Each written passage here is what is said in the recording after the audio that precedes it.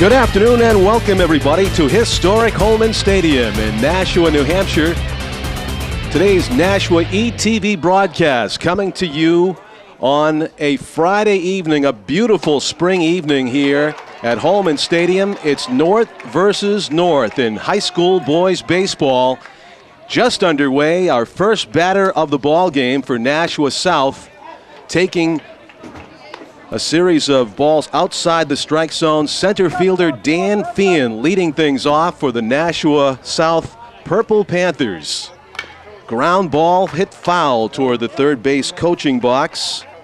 The pitcher for the Nashua North Titans out on the mound. We have Kevin McGowan, the right-hander, the lanky right-hander, winds and delivers. Feehan takes high, and I believe the count has gone full. The scoreboard right now not reading balls and strikes. The scoreboard contains the line score from the Alvirne High School game against Bishop Guertin previous to this one, and it was all Alvirne, 13-0 on a two-hitter. A terrific performance by Alvirne, one of the best teams in this league. Fouled off to the right. Feehan putting on a good at-bat to lead off the ball game here. 7 innings in high school baseball. They play with aluminum bats. McGowan winds and throws a slow curveball. It's hit toward the right center field gap, closing fast and diving, cannot make the catch. It appears it's underneath him. They call it out. They call it an out, excuse me. The ball was underneath the center fielder right there, and I thought that perhaps Dan Feehan had, that's in the field, that's the North team. Robbie Miller had trapped it, but he did not, according to the umpire. No argument there from South. So clearly a great diving catch in center field to begin the game by Robbie Miller for the Nashua North Titans. 1 out, just underway, top of the first inning here at Holman Stadium. Fouled off to the right, a chance possibly, but just out of play toward the snack booth area for the former Nashua Pride, now the Defenders here at Holman Stadium, the minor league team which calls this home. Up at the plate right now with an open stance, Ryan Gendron, number 8, the shortstop for Nashua South, against McGowan's inside fastball. Gets jammed. It's a blooper that's going to stick on the grass. He picks it up on the line. No, just outside the line. According to the home plate umpire, it's a foul ball, literally by an inch.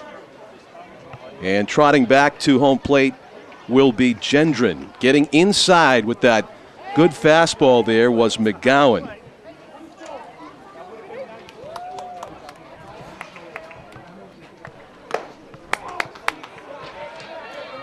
And now we readjust the scoreboard.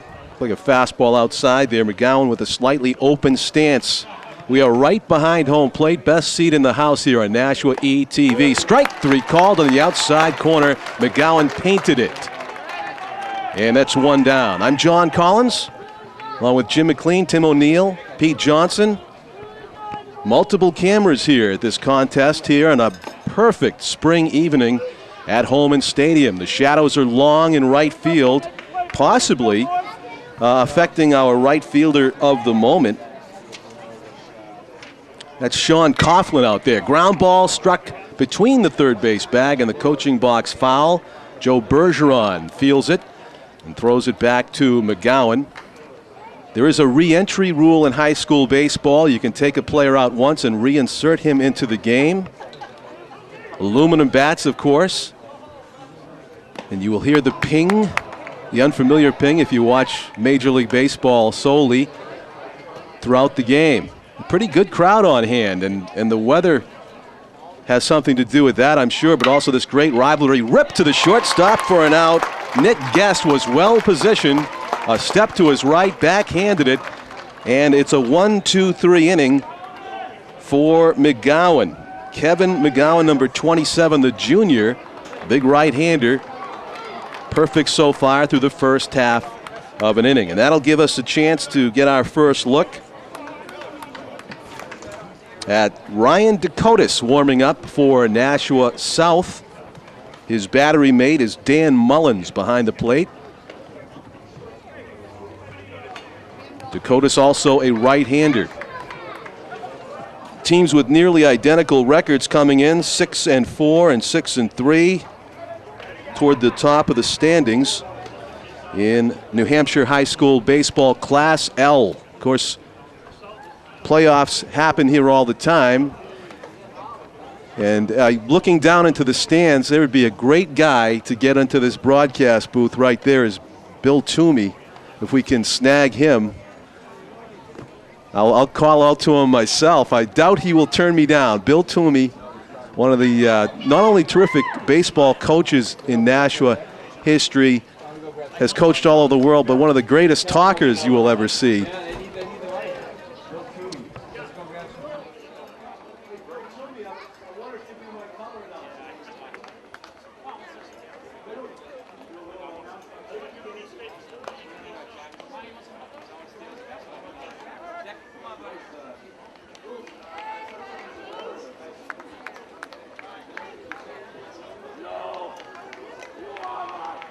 So we just get a headset for Bill, possibly? Pete, he's only got a couple of minutes? Okay. Well, that's better than nothing with the legendary Bill Toomey, the Nashua Pride coach of Nashua, is going to join us in the booth in a moment. Welcome, Bill. Thanks for coming up here. Pete's got a headset for you. He's going to hook you up in just a moment.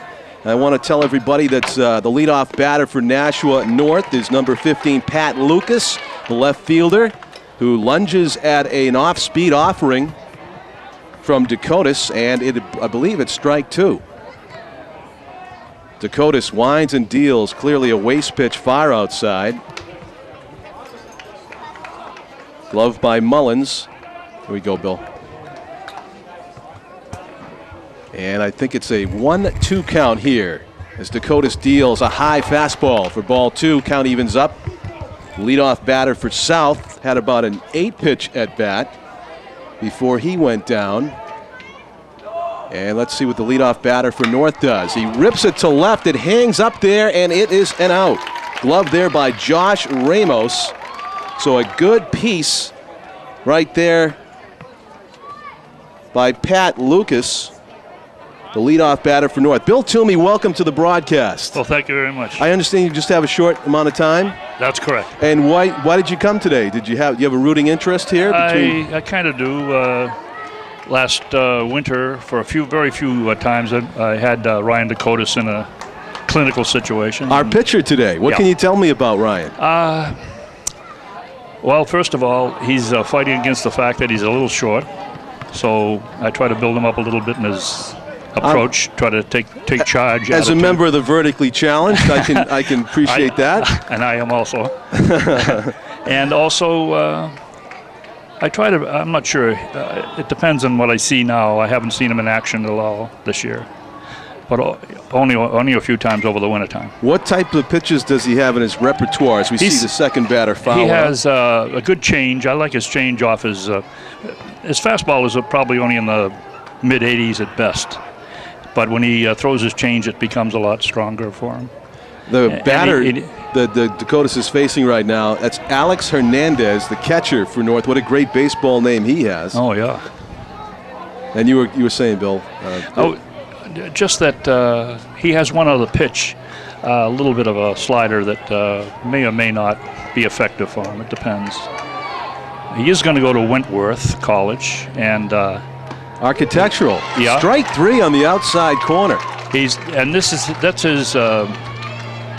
That's his best pitch there. That to make the batter think that he's going to get something during the course of the count, but he doesn't. He's very smart. He's a pitcher's pitcher, actually, to tell you the truth. Well, a pitcher's facing a pitcher right now as Dakotas gets set to work to Kevin McGowan, who set down South in order in the top half of the first inning. 2 outs, nobody on base. We're in the bottom of the first inning. Anybody that's gone to Nashua Pride games over the past decade would recognize the gentleman with me in the booth, Bill Toomey, right now. Ground ball inside the third base bag, a fair ball down the line. This could be extra bases for McGowan. The big turn, but he'll stay there as throwing it back into the infield, Pat Lucas, to hold him to a single. Actually, that was Josh Ramos in left field for South. I got to get my defense correct. But not much you could do about that. No, that ball was inside the bag. That was rocketed. Yep. You know, as a third baseman part-time and when I've played, Bill, I find that you always seem to get beat more to the third base bag than you do to the inside. Good job of blocking the ball and throwing it to first base by Brandon Cox for the third out of the inning. After one full, there's been one hit. You just saw it by Kevin McGowan inside the bag, but otherwise it is a nothing game. So you off to free agent talks or? Well, I'm coming back to the defenders. I'll be excellent. coach. That was my question. Yeah, next question. And there's no free agency involved there. They just as soon say, see you later, I guess. You know, I've been around too long. But the thing about it is, you're describing the fact that you're a third baseman. Yeah. And that the ball seems a little bit harder to field on that side. It's on your throwing side, so it is hard. Well, what I'm saying is, and they come down there fast. I think that third basemen get beat to the third base bag side all the time. an inordinate amount of times, and you're giving up a double usually that way. Whereas on the inside, you're giving up a single. Well, you can go, if you know what I'm saying, you can angle out on a ball. It's first of all, right-handed batter pulling the ball has a little more zip on it if he does catch it. Yes. As opposed to something that he flays out, going towards second. So what I'm saying is make him beat me to the inside.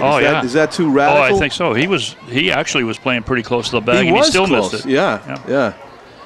But some of these kids, I say, they're as big as grown men, some of them, and they can really pound the ball with that aluminum bat. I mean, the home run is not out of the question in this game. Not at all. One of the drills I use with third basemen is to bring them blindfolded to the bag and walk them 5 or 6 steps towards second, then 5 or 6 steps in, and then just hand them baseballs blindfolded and have them throw it to second base and first base.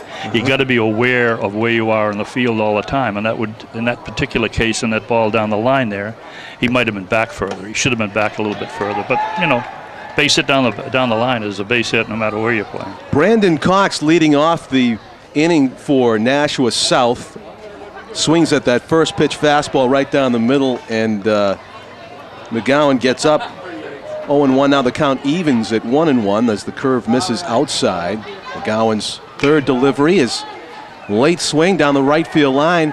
Nice job of pursuing, had a chance at it, but Sean Coughlin just comes up short as he slides wisely to avoid injury into the cement basing there of that fence in the bullpen. This ballpark looks beautiful, when you see it does, and it's a perfect night. I can't wait to see this. Yeah, I hope you get a whole bunch of these. We've had some quirky weather over the past decade. I don't have to tell you. Yep. Fouled off to the right, and we're not out of the line of fire right here. I've seen a few come back here. I've seen them ricochet up there. That's I hope you still got the moves, Bill. I have the moves, but I've been hit a lot. Lined into center field for a base hit. Good inside-out swing there by Cox. Excuse me. That's all right. He's got a leadoff single. I was going to say I coached him at Fairgrounds, and I'm still at Fairgrounds too, helping the middle school there. And I have his younger brother there still. And Brandon was a very good ball player, and you could see it there. He wasn't going to be, a high draft choice, but he'll give you everything he has. He was right on that pitch. It was sort of on the inside corner, and he did a Jeter on it. Dug it out, and popping up the bunt there is Luciano, and it's a rather easy play for McGowan. No advance by the base runner, so the attempted sacrifice is for naught. Pop out to the pitcher, one down, and Joshua Ramos, number 24, the left fielder, will come to the plate for the first time in the ball game. Nashua South is the visiting team, and the Titans are the home team, so South here batting in the top of the second inning. No score at Holman Stadium. John Collins on Nashua's ETV, along with the legendary lefty Bill Toomey, so dubbed by our longtime public address announcer, Ken Kale. Oh, yeah, Kenny. I don't know whether I can live up to that. You did a lot of batting practice pitching. Do you still do that? I still can. I'm probably. Well, how old are you now, Bill? 76. But I still can throw from 45 fairly good. And I'm forever telling these middle school kids about accuracy and things like that, and I have to show them, what I'm talking about. So, and I always use my age as a fulcrum. I also always say to them, "Hey, I'm 76. I can do this. How about you?" McGowan pops the mitt high for fastball, ball one. I got to ask you this. You're 76. I got a question for you. High fastball again. It's 2-0. Can you throw 76 miles per hour? That's the question. I bet you could. I think I might. I bet you could challenge that number. I'm kind of afraid you'd have to carry me off after. Probably. That would be a great promotion. I think we should do that. Well, Kenny used to have that great little promotion where they pitch your age. Yeah, had the legendary lefties. Going to reposition here in the booth. Ramos looking for a pitch he can hit here with 1 out and a man on first. Top second, no score. McGowan's delivery misses high and away. Good eye there by Ramos. He'll take a walk, first and second. They had a promotion where I would throw batting practice, giving 3 pitches to somebody selected out of the stands. To try to hit a home run. Yeah. I saw all those. Yeah. It was a lot of fun. You know, and it's difficult to do. Didn't they give him a wooden bat? It was a wooden bat. Yeah. And imagine even the players when they first come here, Sam Horn, some of the best hitters we had, if you handed them a bat and said, go up there without any batting practice. High bunt is going to fall harmlessly. But again, the sacrifice attempt for South. Back to their bases will go Cox for second base and Ramos to first. Still 1 out, 2 on, top of the second.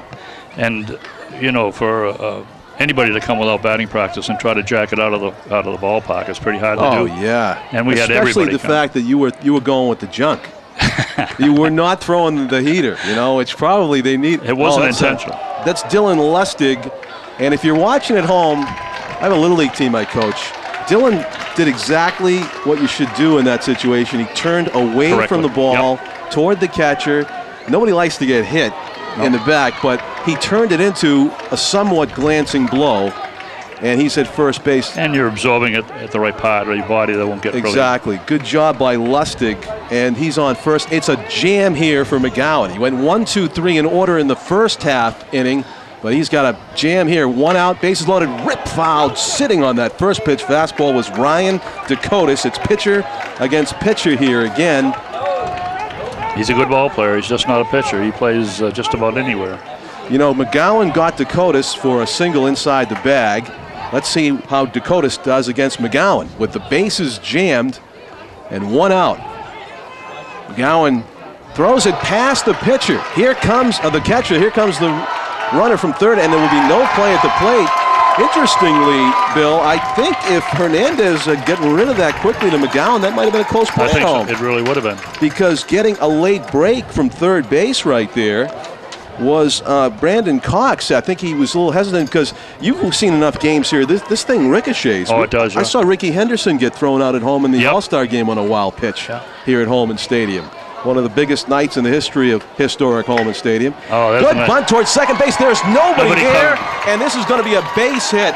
Excellent job by Ryan Dakotas, the pitcher for South, comes up and just places it perfectly on the shift that North had going. There was nobody home to field that bunt, and it was on purpose. You could see Dakotas aiming for that vacant second base position, and he got it. He gets a RBI bunt hit single, and it is 2-0 South here in the second inning. 1 run scoring on a wild pitch, and there's a steal in between. It's going to be a pickle, throw to the plate in time. A good job by the shortstop, Nick Guest, to come up, cut that ball off, and he cut down the runner, who was Josh Ramos by, actually, was that Lustig?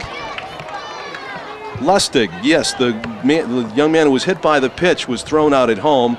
So that's 6-2 on that put out.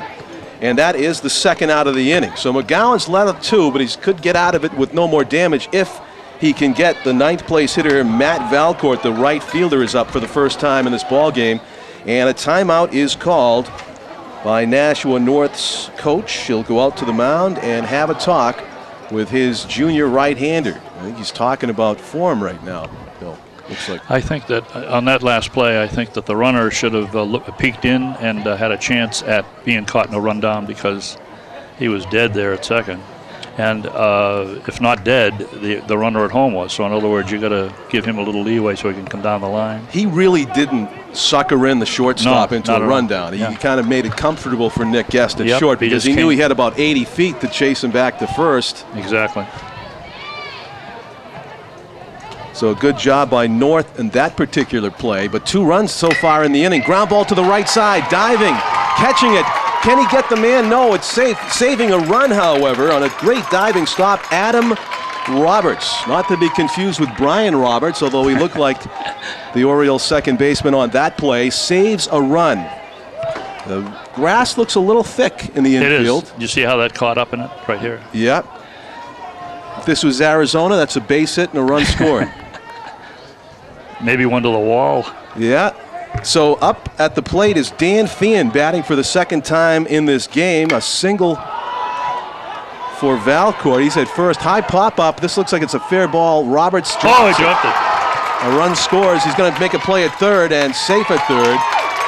Unfortunately, just off the glove of Roberts for what will go as an error and a run scored. Those 3 runs in the inning for South.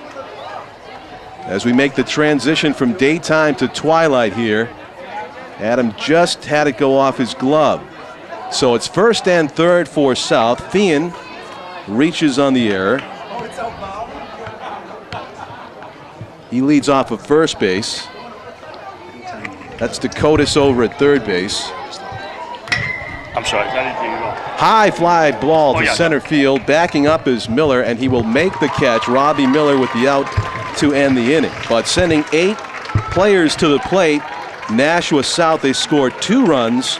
And after 1.5 innings, it's the Panthers 2 and the Titans nothing. So, Phil, do you have to run?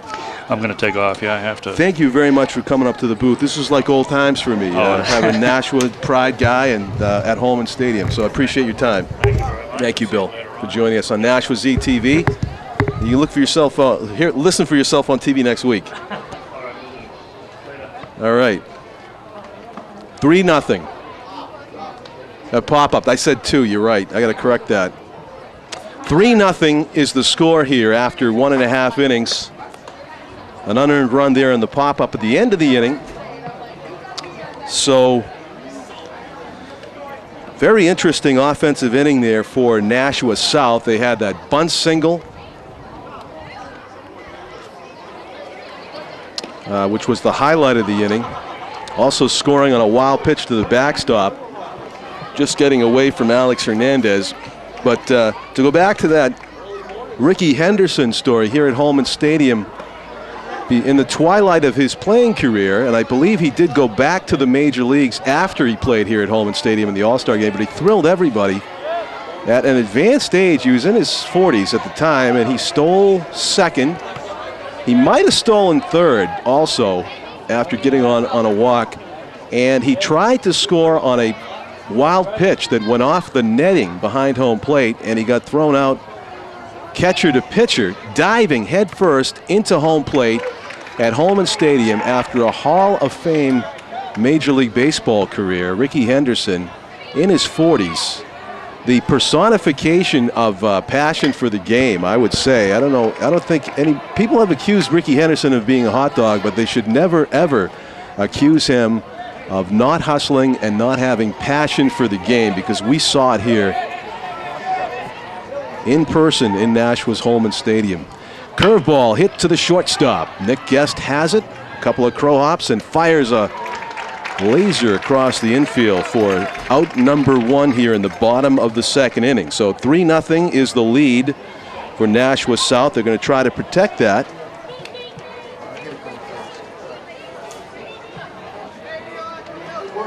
Up at the plate now, number 44 for the Titans. This is Alec Morency.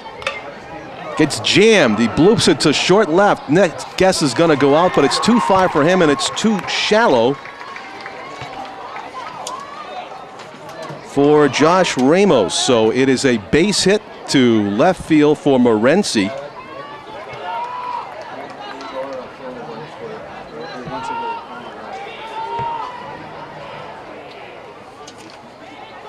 I'm going to correct myself.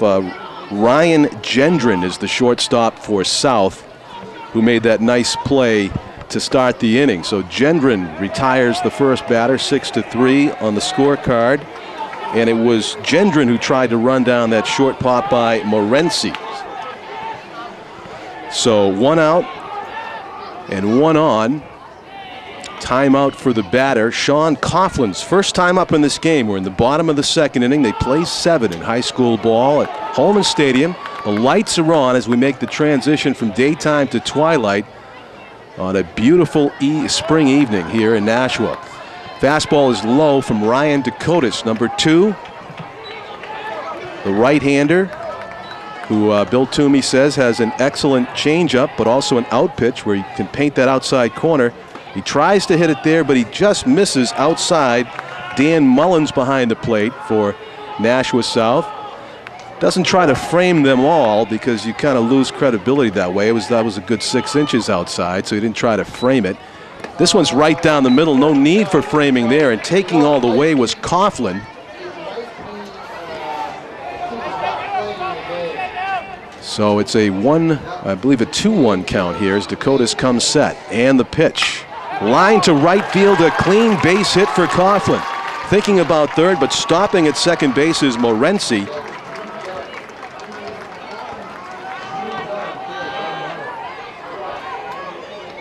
So Coughlin backs up Morency's single with one of his own. More of a line drive variety. First and second, the Titans threatening here. Coming right back after giving up 3 runs in the top half of the second inning. Dakotas looking in for the sign. Number 7, Robbie Miller, the center fielder who has made the defensive gem of the game thus far. A diving catch in shallow right center earlier in the game. Thinking about a pick off at second base was Robbie Gendron and Dakotas the pitcher, but Dakotas decides to hang on to it as Morency got back to the bag in plenty of time. Left-handed batter, number 7, Robbie Miller, the center fielder. The pitch hasn't shown bunt. That's a fastball that fades away outside.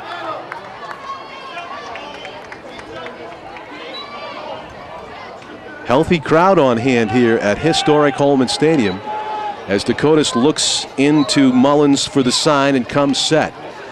The pitch way outside in that one, and it's, I believe, 3 balls and a strike, or 2 balls and a strike. Here comes a visit from the Nashua South manager. Dakotas struggling a bit here in the bottom of the second inning. This is Nashua's ETV. John Collins with Pete Johnson, Tim O'Neill, Jim McLean, roaming sidelines with multiple cameras. We're right behind home plate, best seat in the house. And it was like old times for me after many years of doing the Nashua Pride games to take that right on Campanella Way and come here. It's always a joy. Lots of excitement in the air here as Nashua South goes against North. The Titans from Nashua North at the plate right now in the person of Robbie Miller. The pitch is just outside. So trying to nibble maybe a little bit too much Dakotas, and not having any of it is Miller, who is in a hitter's count here. I believe it is 3 balls and 1 strike. The pitch high and away. That's a block for Miller. Very patient at the plate. Pays off as he loads the bases for number 5, Adam Roberts. First time up in this ball game here in the bottom of the second inning. There's 1 out. Nick Guest grounded to short to begin the inning. Morency blooped a single to left. Coughlin lined it to right field, the opposite field single, and Robbie Miller follows it up with a walk to load the bases for Roberts.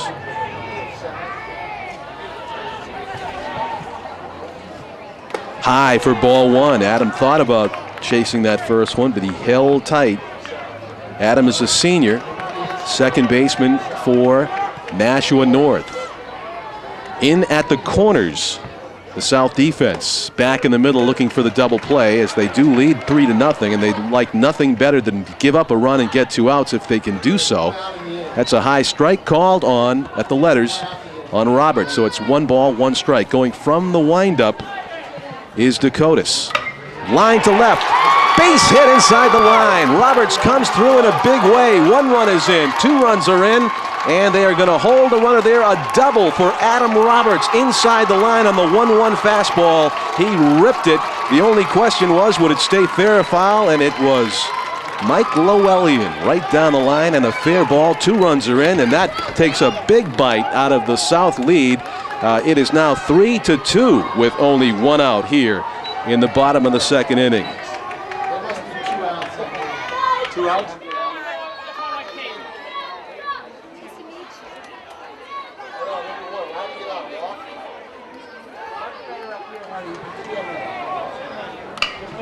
Ground ball, gloved. Crossed the diamond by Bergeron in time. A good play by the third baseman for Nashua South. No advance by either runner. 2 outs now in the inning. That was Pat Lucas, the leadoff batter.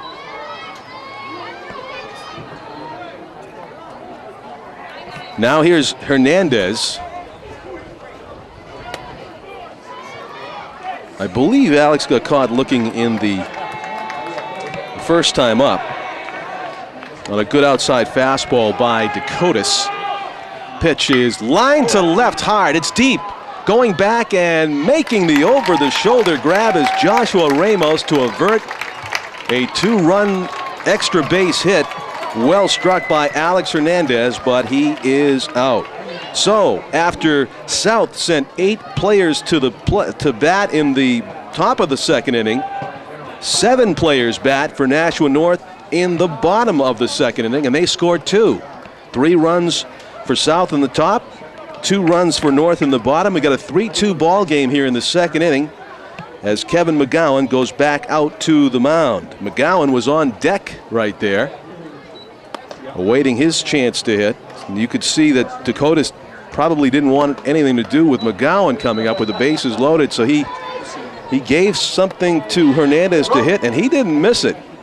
We saw Ramos take a step toward the plate, and he almost misplayed it, but he recovered with that youthful speed. He went back and made a nice over-the-shoulder catch for the 3rd out in the bottom of the second inning. So we have our line score.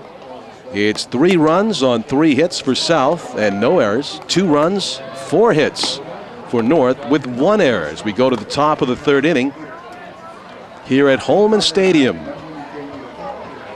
Seems to be filling up more and more by the inning here as people get out of work and finish their work weeks on a Friday evening.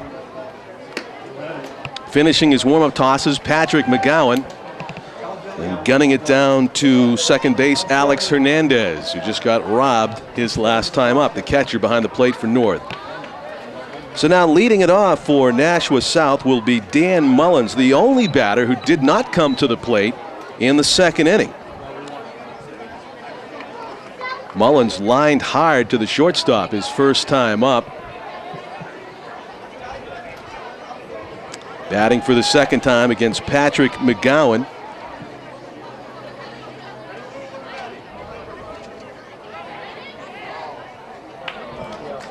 McGowan winds and throws. It is grounded foul. Strike 1. McGowan, a junior, number 27 on the roster. Going from the windup. Kicks and delivers. Slow curve hit right over his head. It's going to bounce up the middle and through for a base hit. Interesting reaction there by Patrick McGowan. It seemed like he had a chance to maybe glove it, or maybe got fooled by the pace of the ball off the end of the bat, but nevertheless it bounces into center field for a leadoff single for Mullins, who did a good job of staying back on the breaking ball. So the leadoff batter is on base for South here in the top of the 3rd inning. McGowan throws there, going on the first pitch. He's going to have to get back, though. A pop up to the first baseman, charging back to the bag, and safely is Mullins as Brandon Cox pops out to the first baseman, a step into foul territory. Good recovery there by Mullins, who was stealing on the first pitch. So Cox is retired for the first out here in the top of the 3rd inning, and quickly Dan Luciano up to the plate. He popped out to the pitcher his first time up. 1 out, 1 on here. We're in the top of the 3rd inning. The team at the plate has a 1-run lead, Nashua South. Luciano waiting for the delivery. Right field shot, base hit. And stopping at second base will be Mullins as Coughlin fires it back in. Sean Coughlin, well positioned in right field, but that's a base hit almost any time. Well hit there by Luciano going the opposite way. So first and second with 1 out. Josh Ramos is the batter. He walked his first time up. Right-handed batter, a lot of right-handed batters in this South lineup. McGowan going from the stretch. The pitch, slow curve, hits that outside corner. Nicely done. Most hitters will sit on a first pitch fastball, and lots of times you get that breaking ball over. It's a freebie. Strike one for McGowan. Comes set, checks the runner. Now he steps off. Maybe he thought that Mullins had too big of a lead.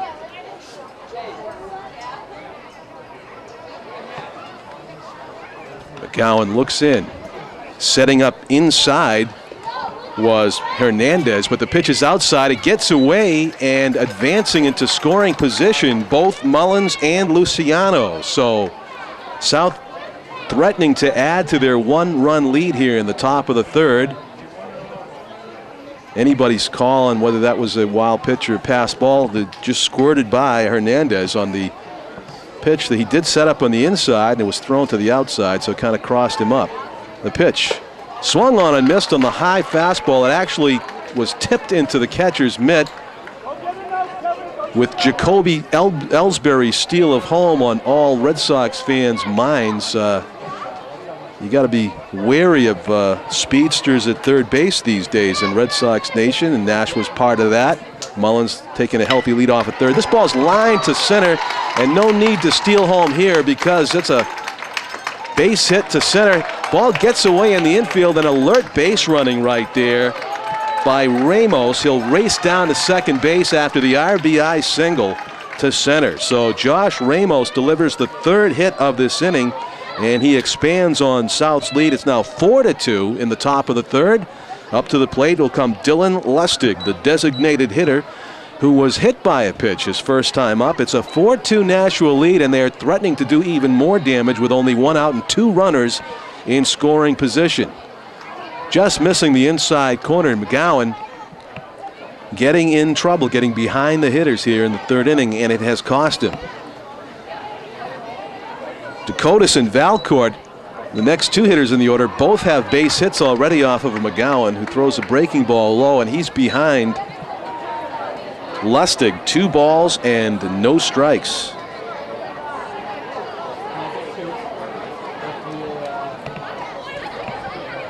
Swung on and missed, and you know, Lustig was ready for that fastball right down the middle. He just couldn't hit it in that instance. 2 balls and 1 strike. Playing back in the middle of the infield are Nick Guest at short and Roberts at second. The ball is hit to the third baseman. Knocks it down, throws to first, off balance. It's going to get by the first baseman. Racing home will be Luciano with the 5th run. Here comes the play to the plate. There will be no play at the plate. All the way to third on the ground ball error was Lustig, and that's costly for the Titans as they were down 2. Ground ball, and the runners were not threatening to advance, but then the throw got away and 2 runs came home, and the batter ends up at third base. So instead of 4-2 with 2 outs and 2 on, it is 6-2 with still only 1 out and a man in scoring position at third base. 6-2 lead for South against North. McGowan trying to stop the bleeding. There's a high pop up to the left side. That's what North needed there. Gloving it is Guest. 6-2 still to score. Now the sacrifice fly taken out of the equation. That was Dakotas, who had singled his first time up, that popped out to the shortstop. 2 outs now, and ninth batter in the order, Matt Valcourt, the right fielder, who singled and scored in the second inning. Foul straight back to the screen. Strike 1.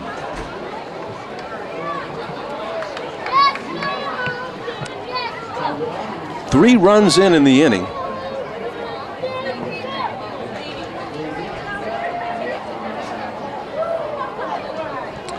Lustig on third.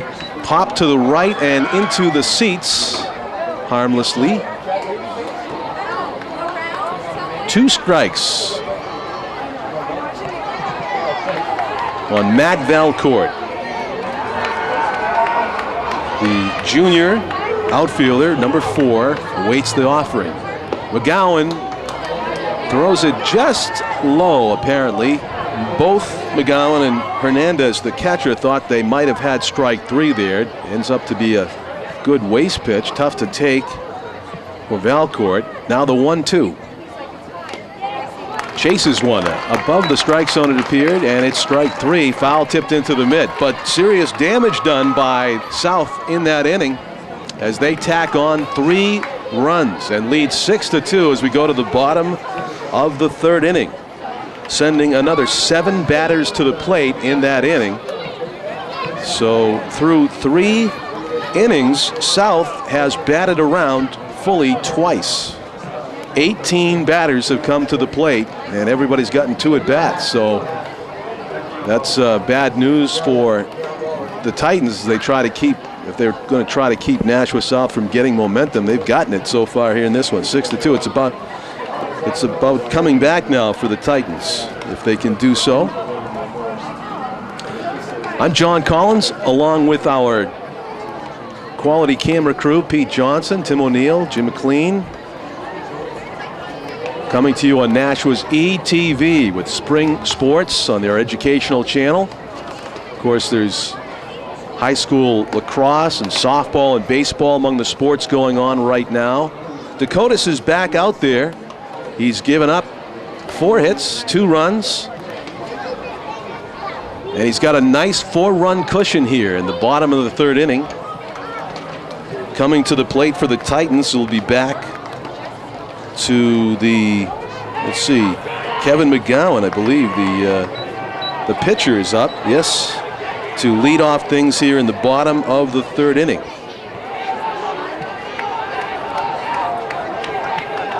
Dakotas delivers high, ball 1. First time up, McGowan ripped a single just inside the 3rd base bag. Hustling in, Ramos in left field held him to a single. The pitch way outside, and it's ball 2. As good a hitter as McGowan is, he bats 3rd in the order for the Titans. He'll take a walk here, down by 4, to lead off an inning. Dakotas winds and throws it right down the middle at the knees for strike 1. So that's good baseball on both pitchers' parts, as Dakotas not willing to walk the hard-hitting right-handed batter and not willing to. Drives it way down the right field line. It's going to be a fair ball. It eludes Valcourt, and an easy double for McGowan as he glides into second with a 300-foot shot down the right field line for a leadoff double. So even better than a walk. McGowan has his 2nd hit of the game as he went with that outside fastball and deposited it way down the line. Good running try there by Matt Valcourt to get near that one. He almost made a spectacular running catch. So nobody out, man on second. The 4th batter in the order is Joe Breen, the cleanup hitter. Takes strike 1. Dakotas, of course, is concentrating on not walking anybody, which is the key to stopping a big inning. He's got the 4-run cushion. The pitch, ripped foul. That was just about all that Breen could do with that pitch, as he got a pitch, might have been even a couple inches off the plate inside, and just pulled it foul. So it's 0-2 quickly here on Breen. Hit to center field with authority, a 1-hopper to the center fielder. They're going to hold him up at 3rd, and just getting the message late was McGowan. The throw to 3rd is into left field. McGowan is out of breath. I think he's going to stop right there. Is gliding into second base with a single and taking second on the, the circus that broke out afterwards. Nice hit by Joe Breen. He might have jumped on a changeup there. I don't think there was enough differential between the fastball and the change by Dakotas, and it did not fool Breen at all. He ripped a single to center, and you could see that problem developing right there as the Titans' third base coach put up a late stop sign, and when he put the stop sign up, McGowan had his head down running hard. He thought he had the green light, and he was about a third of the way down the line before he realized it was the red light. And as he tried to go back to the bag, the North catcher Hernandez gunned it into left field, but a really heads-up play by Lucas, who had seen it developing. Yeah, it was Ramos, the left fielder for South. He saw it developing, and he came in to prevent McGowan from going home. But we've got nobody out, 2 Titans in scoring position. Dakotas in a jam. Beautiful curveball, just fading away from the outside corner, and tantalizing enough to get Nick Guest to chase after it. 6-2, the Titans trail by 4, but they're threatening to have a big inning here with 2 on and nobody out. Curveball again up in the middle of the plate. He pounds it to deep center field. Going way back is Finn for the catch. That's an easy tag and advance for both of the Titans runners as the third run comes across the plate in the person of Patrick McGowan. It's a 6-3 game now. A nice deep sacrifice fly there by Nick Guest. So Guest has grounded to short and hit an RBI fly ball to center here in this game. That's the first out of the inning.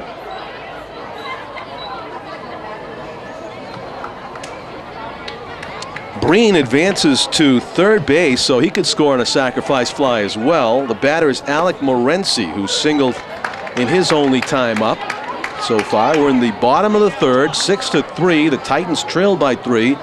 But threatening to bring another one in here from 90 feet away is Alex Morency, the third baseman for the Titans. Slow curveball stays high, and it's 1 ball and 1 strike. Really jumping over that, all over that high curveball. It was in the strike zone, I believe, but Nick Guest hit it about 350 feet to center. The pitch, foul just over our right shoulder into the luxury booths here at Holman Stadium. That is strike 2. Staying up in the zone there, both strikes for Dakotas. Taking huge hacks was Alec Morency, number 44 for the Titans. Curveball foul back to the screen, and he seemed to have a good look at that. Almost a hang him and bang him for Morency, who has the power to go brick wall. The low brick wall here at Holman Stadium. It's a favorite target of right-handed power hitters of all ages. The pitch grounded off the batter's body, so it's a foul at the plate. Alertly called by our home plate umpire. It's a 2-umpire system, as you can see in the regular season. They usually shift to 3 umpires in the playoffs. No really controversial calls of any kind in this game. There have been some spectacular defensive plays. The pitch is hit to right field deep, and it's going to be all kinds of trouble. The Titans have got their 4th run and churning for second base, and he will make it, is Morency. So Morency takes that outside fastball, and he goes the same route that Patrick McGowan went, about 300 feet down the right field line. It is now a 6-4 game. So it is a contest here at Holman Stadium. A twin bill today. Alvirne beat Bishop Guertin 13-0 earlier. So that was a really one-sided contest. The Broncos all over the Cardinals. But this one, a much different story. Dakotas throws it down and in, stepping back smartly from the pitch. Sean Coughlin, who singled his first time up. We're in the 3rd inning, and the score sheet is filling up. 2 runs in for the Titans, 1 out, man at second. Ground ball toward the third base bag, foul. And that will go as strike 1. 1 ball and 1 strike. Morency will go back to second base. Actually, he wasn't going anywhere with that ground ball in front of him. He is in scoring position. He didn't want to run into an out. John Coughlin, the right fielder for the Titans, awaits the pitch, and he backs away from a fastball appeared with movement. Back toward the right-handed hitter, misses inside. 2 balls and 1 strike. 6 runs on 4 hits for South as they defend against 4 runs and 7 hits for the Titans at the plate. That fastball misses low and away, and it's a hitter's count for Coughlin, who nevertheless steps out and looks at his third base coach with a man on second and 3-1 count and 1 out. It's time to hit the pitch. Ripped towards left center, but it's going to hang up there. And it becomes a fairly easy out for Dan Feehan, the center fielder, who was well positioned and maybe getting a little bit in on the handle of the bat there of Coughlin. He flies out to the center fielder. 2 down now, man still in scoring position for Robbie Miller, the center fielder who walked his first time up. Miller really did not see a pitch to hit his first time from Dakotas. The left-handed batter, one of the few lefties we have seen tonight, standing forward in the box and takes it low for ball 1. So will this be the pitch that's in the strike zone to Miller, who's seen about 5 balls in a row, batting 8th in the order for the Titans. Adam Roberts, who had that 2 RBI doubles on deck. On the inside corner, Dakotas paints it. Miller not about to offer at that on the first strike. 1-1 is the count. Excellent pitcher's pitch there by Ryan Dakotas, trying to hang on to this 2-run lead as he looks in for the sign and throws. A changeup away, and he gets Miller way out in front of it on the swing. And it's 1 ball and 2 strikes. One of the nicest changeups that Dakotas has thrown tonight. Looks in for the sign from Dan Mullins. The pitch. That one is up and away. It was an easy take there for Miller. And it's 2 balls and 2 strikes. 2 outs. Going on contact will be Morency at second base. Straight up in the outfield, they play Miller. Rips a ground ball at the first baseman, and it's a foot chase to the bag that Dan Luciano will win for the 3rd out of the inning. So there was a 4-run lead for South heading into the bottom of the 3rd. It's now just a 2-run lead as the Titans cut it in half with 2 runs there, scored by McGowan and Breen. And credit Morency with an RBI double in the mix. You're watching Nashua's ETV. It's a Friday night at Holman Stadium. It is a beautiful evening in early May. Whoever ordered this one up, thank you. I can see another potential co-host right there. There'll be old times with John Roper, the former major leaguer with the Cincinnati Reds and San Francisco Giants, is in the house. And we could get him up here, the owner of Get It Done batting facility in Nashua.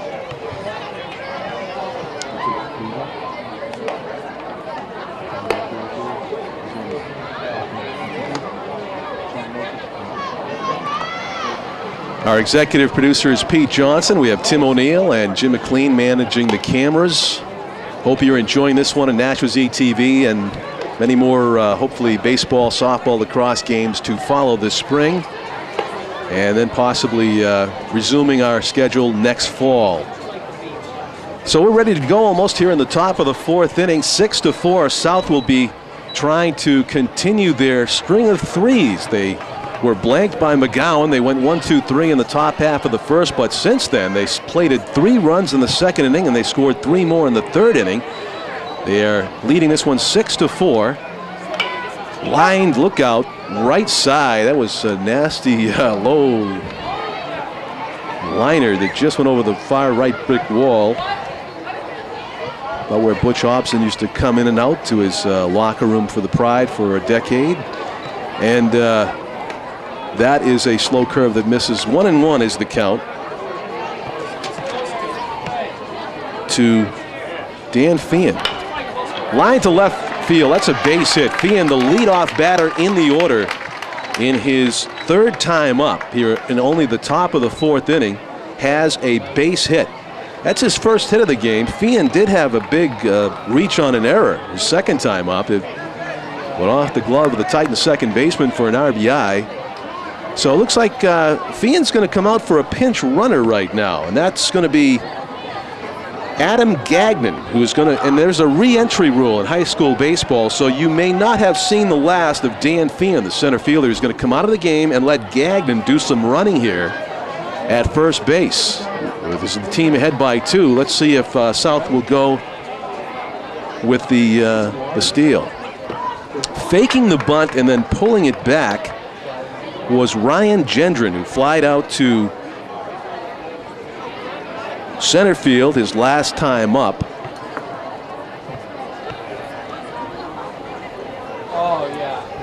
There's the pitch. Bunted right side. Picking it up and throwing the first, Morency to the second baseman covering, and they're going to call him out, and that's going to cause an argument. And while they joust verbally down on the field, I think they might have gotten that one incorrect. John Roper is my guest, and I can't, it's like old times. I love it. The former Major League pitcher with the Reds and the San Francisco Giants and the Nashua Pride, Atlantic League champion. Welcome to the Nashua's ETV broadcast, John. Thank you very much. Thanks for coming up. What brings you here tonight? Well, you coach a lot of these guys. I coach a lot of them. I've been doing a lot of lessons and running baseball where I haven't had a chance to see these guys play. And today I was able to go to Nashua South and watch the freshman team, go to the Murray Field to watch my girlfriend's son play, and now I'm here at the Holman watching the varsity, so I'm enjoying it. We're about, about 200 feet away? Yeah. But that play at first, I don't know. I thought they got... It was close. It was close. The McGowan's pitch is low. Fastball misses down. 2 balls and no strikes. This is the 3rd batter in the order. This is the guy that South looks to for production. Dan Mullins, the catcher, has lined out and has grounded out. I mean, he has singled and scored. He's 1 for 2. The pitch takes it high all the way, up and away, ball 2. 3 balls and no strikes is the count.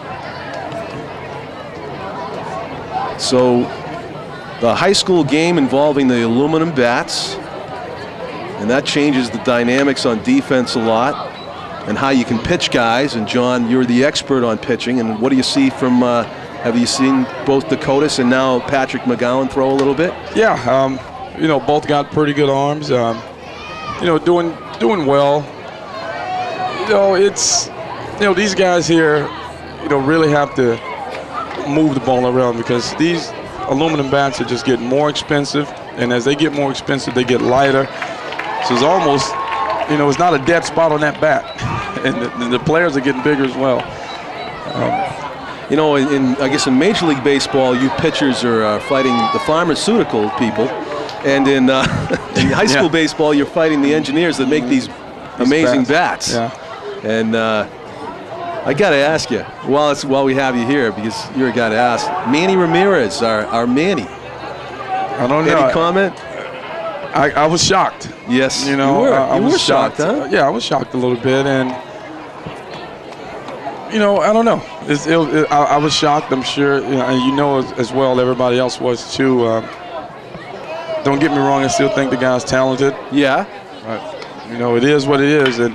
Rip to left, base hit, and they're going to hold him there. Bases loaded. Great job of getting the ball right back into the infield by Pat Lucas to hold the runner at third. So bases loaded, 1 out, and the South Panthers threatening to put a big cushion on that 6-4 lead. We're with John Roper, the Major League pitcher, Nashua Pride Atlantic League champion, and the owner of Baseball World in downtown Nashua, where he coaches his get-it-done philosophy. An excellent pitching coach. I've witnessed you in action, John. Patrick McGowan pitches. Grounded slowly left side. This is going to get a run home. Throw to first base is not accurate. It pulls the first baseman off the bag, and it turns into what might be called an infield single and an RBI, and it's a 7-4 lead for South. It's going to be one of those games. The last person with the ball wins. Yeah. Or with the bat. Or with the bat. Yeah. These guys compete against each other. This is a very competitive game here. Yeah. The crowd is into it. The players are into it, and a substitute now in the school district. And oh, you do? Yeah, and every time I go to North of South, you come to the game Friday. You come to the game Friday. They're excited about it. So they got you here. Yeah.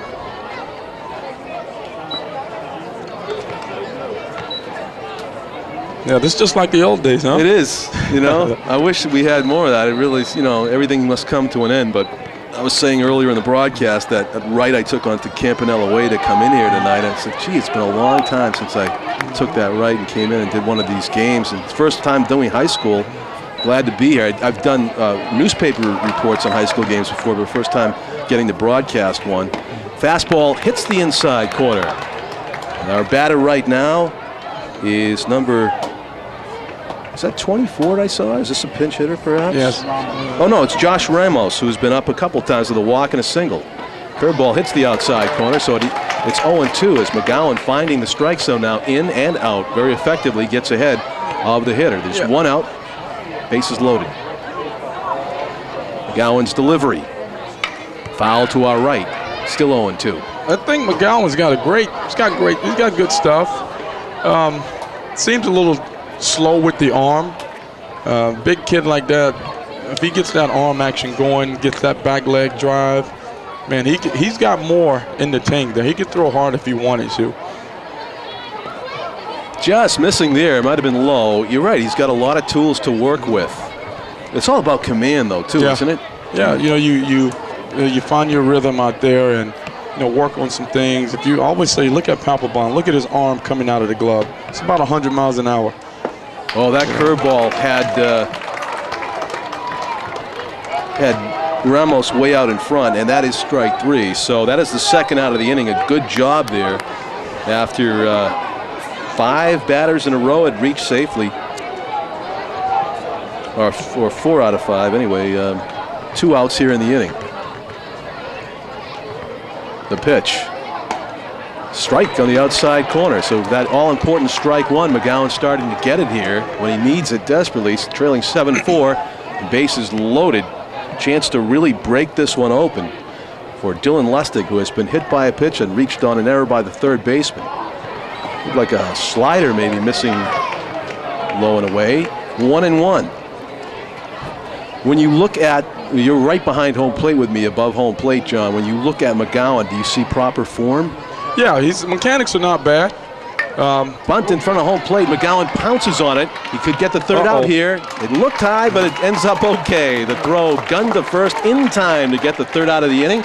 Great thing about public here at Nashua's ETV, we don't have to take a break in between innings. Oh, that's but nice. You know, you're not captive. If you need to go someplace, I hope you don't, but you can stay with me. No. John Roper, my guest, and they're powwowing down here, the Titans now, and you've been a coach, AAU, most recently. What's he saying right now? 7-4, they're down. There's about 3 at-bats left. You know, he's telling the guys, look, we're not out of this. There's a lot of baseball left. You know, keep it up. Keep the energy. I think they have a lot of energy.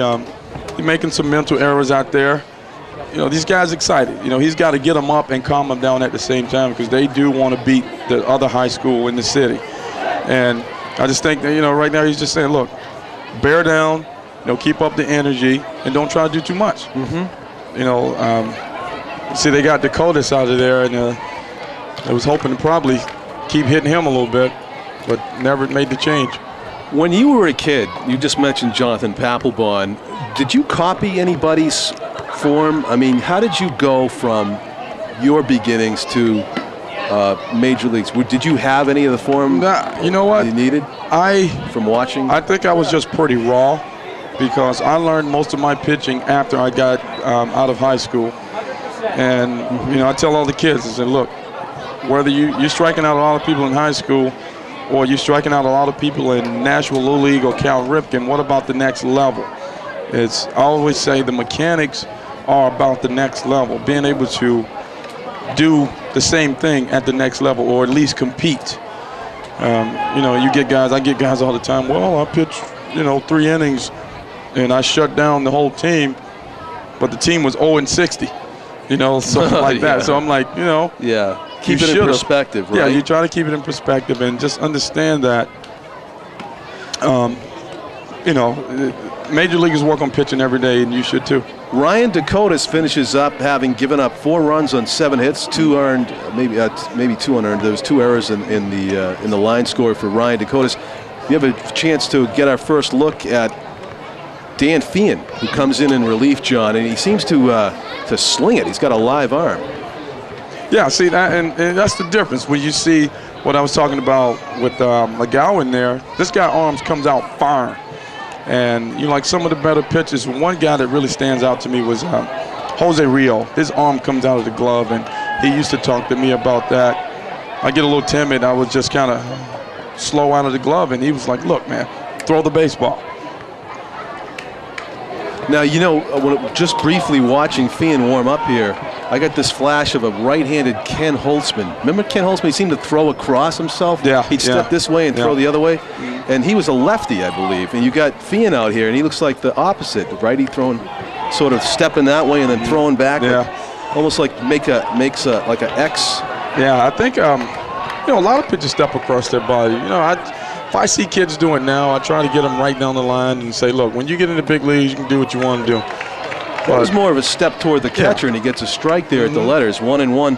Fian here facing number 5, Adam Roberts. His first time up, he hit an RBI double, 2 RBIs down the left field line. Looked like a changeup, maybe. High, ball 2-1. See, looking at this guy pitching, and I like that. I like that action. I like his arm is live, and it makes a difference when you're trying to hit the outside corner, when you're trying to throw off-speed pitches. You want to have a quick arm right there. A quick arm, not a rushed arm. A quick arm, you're in control. When you're rushing something, usually you're out of control. You're speeding, you're doing whatever. But I like this kid's spunk on the mound. I like that arm action. Roberts with good reflexes twists away from ball 3, and he takes ball 4 outside. So Fian coming into the game in relief has some control issues to start, and he walks the leadoff batter in the bottom of the 4th inning. We play 7 in high school baseball. The Titans down by 3. John Roper, my guest, the former Major League pitcher and Nashua Pride Atlantic League champion and an expert on pitching and owner of Baseball World, predicts that the last team to bat, and that would be the Titans, might have the best chance to win the game, and that's certainly the way it looks. Fastball taken at the letters away for a strike. The batter here, number 15 for the Titans, is, let's see, Nashua North.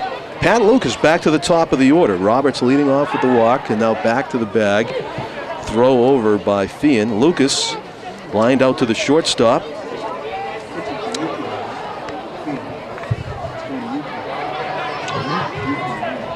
Right-handed batter. 0-1 pitch. Coming set and delivers. Throws it to the backstop, and advancing to second base will be Roberts into scoring position with nobody out. That was just a fastball that got away from Fian, the pitcher. He just held on to it too long. Overthrow, I guess. So I think just understand that this guy pitching, Fian, is going to UConn. All right. See, and I can see why. I can see why. Is he going to play baseball? Yeah, he's a terrific all-around player, it appears. And I can see Fielding, why. batting, pitching. Yeah. Scouts look for things like that. They look for live arms, look for quick reaction and stuff. And I like him, man. I mean, if I had to pick him on my team, I would take him all day and just twist the screwdriver a little bit and get him right. Yep. Right now he's in a little bit of a jam. 1-2 is the count, though, however, on Lucas, the leadoff batter in the order for the Titans. Ground ball right side is going to go foul. Scooped up over there by Dan Luciano. That's a umpire name for you. Oh, yeah. Any interactions with Ron Luciano, the famous umpire, who's now deceased, I believe? No. Was that after your time? No. Or before your time, I mean, Luciano? Yeah, I think it's before my time. He was also, I think, an American League umpire. They used to make a distinction back then. Yeah. I don't know if they still do that. They used to have National League umpires and American League umpires. You're right. I think they mix them up now. I used to, my early years in the majors, I tried to stay away from those guys. I didn't want to. You want to know them? I didn't want them to think I was, kissing up to them? Yeah, kissing up to them, or, because I've seen some of my rookie friends talk to the umpires, and they look and say, who are you talking to? So I learned quick. Lucas chases after one low and away there, and he's gone on strikes. So a key strikeout there for Fian. He gave up a leadoff walk, threw one to the backstop. Roberts advancing to second base, but he gets Lucas on strike. So one out here in the bottom of the 4th. taking high the fastball there. Alex Hernandez, and as I said, excellent baseball name, the catcher for the Titans. He's very vocal over in the dugout too. Is he? He's been yelling the whole entire time. Well, he cranked one his last time up, and he got robbed out there in left field by Ramos. That looked like a changeup that he got ahead of, and it's 1-1. On deck is the third place hitter, McGowan, the pitcher for the Titans, who is 2 for 2 with a double and a run scored.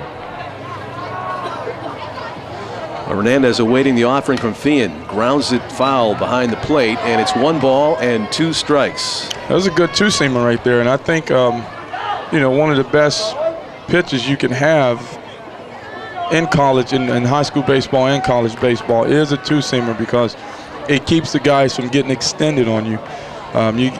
Get that two-seamer to run in on those hands, hit the ball on the skinny part of the bat there. But sometimes some of these kids are so strong, they can just muscle it right over the shortstop head. Strike 3.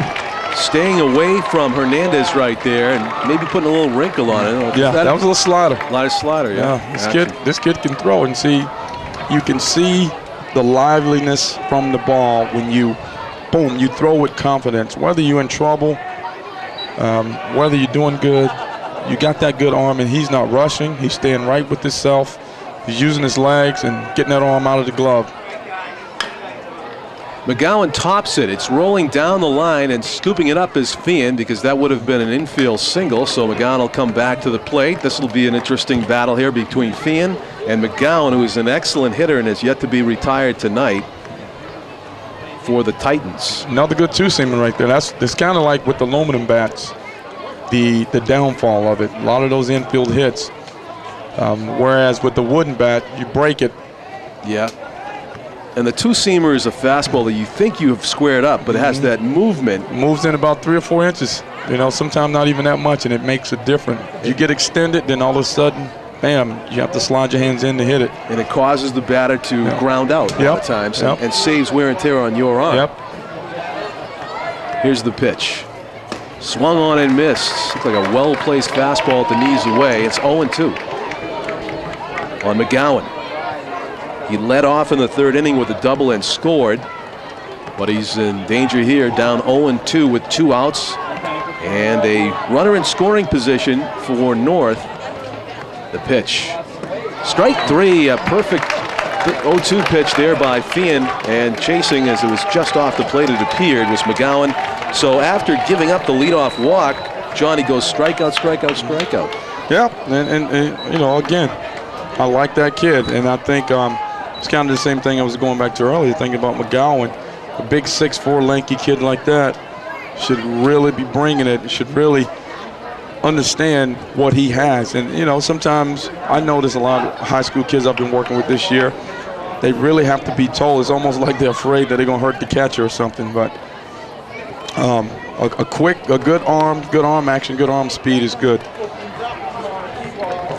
John Roper is the owner of Baseball World in downtown Nashua, and to keep this on the educational track, I want to ask you, how does baseball stack up among all the sports that kids in Nashua have to choose from? Do they consider it still a popular sport, or has it been overtaken by football, basketball, video games? Well, I think video games is the biggest enemy? Is the biggest enemy right now, because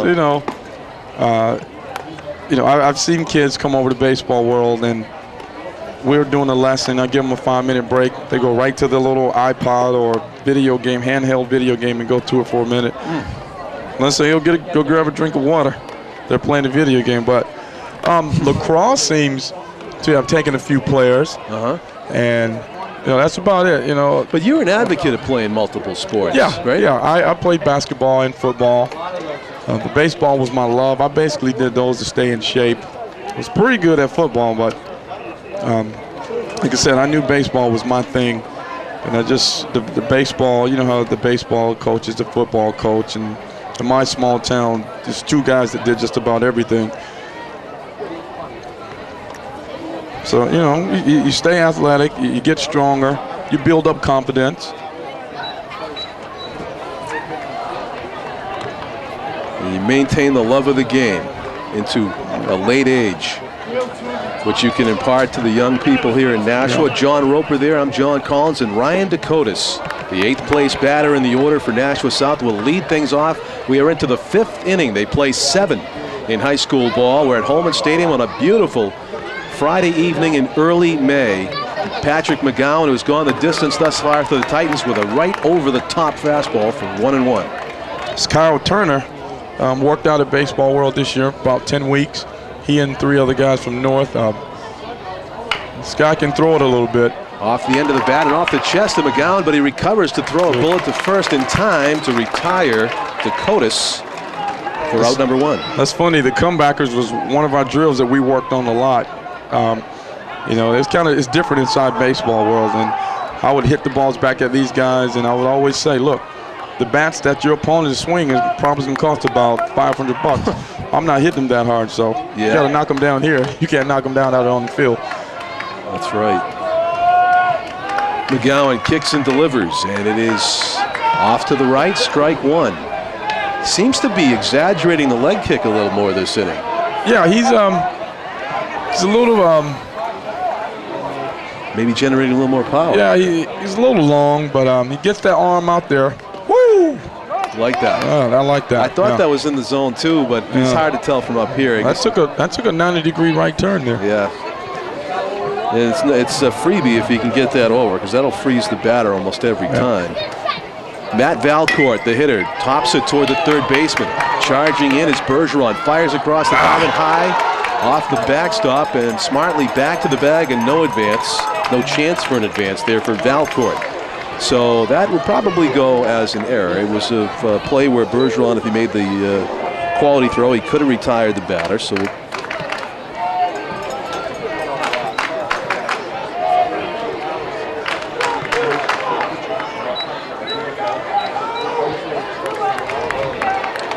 this is Kevin Turner, Ryan Turner, right?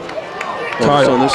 Yeah, John had pointed out that I thought that the Kevin McGowan was still pitching. Stealing second base in plenty of time was Valcourt. So I have it over here, I think, the roster.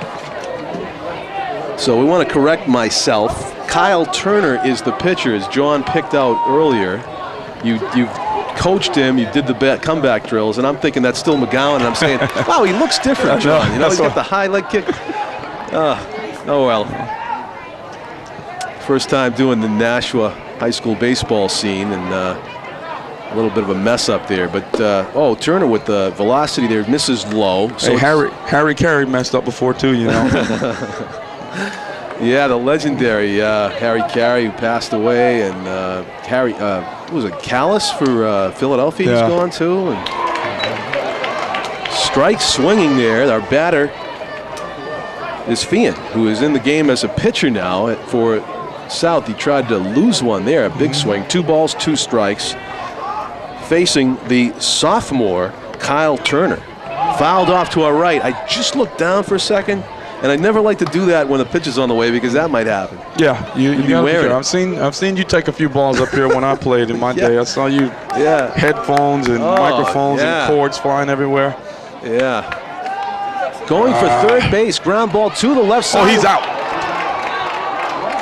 You called it, John. It hit the base runner, and you never want to let that happen. It would have been good things for South had that runner, Valcourt, avoided the baseball. It looked like it was headed for the hole, but it hit him somewhere on maybe the lower left leg, and he is out. Dead ball. The batter, Fian, gets to stay at first base, but that's the second out of the inning. So go ahead. These guys are excited, you know, and I can recall I didn't have another high school in my city, but we had a high school right down the road there, about 10 miles. Actually, the scout that drafted me coached at this high school, and we always were geared up to play them because they was coached by a Cincinnati Red Scout, and we used to battle it out, boy. So, you know, I understand how these guys feel, and I remember my coach saying, you guys have to you can't do too much. Did he grab anybody else besides you? A best friend of mine. Stealing second without a throw as it bounces out of Hernandez's glove on the pitch out. They called it right, but they didn't get the ball down to second base. So sliding in safely is Fian.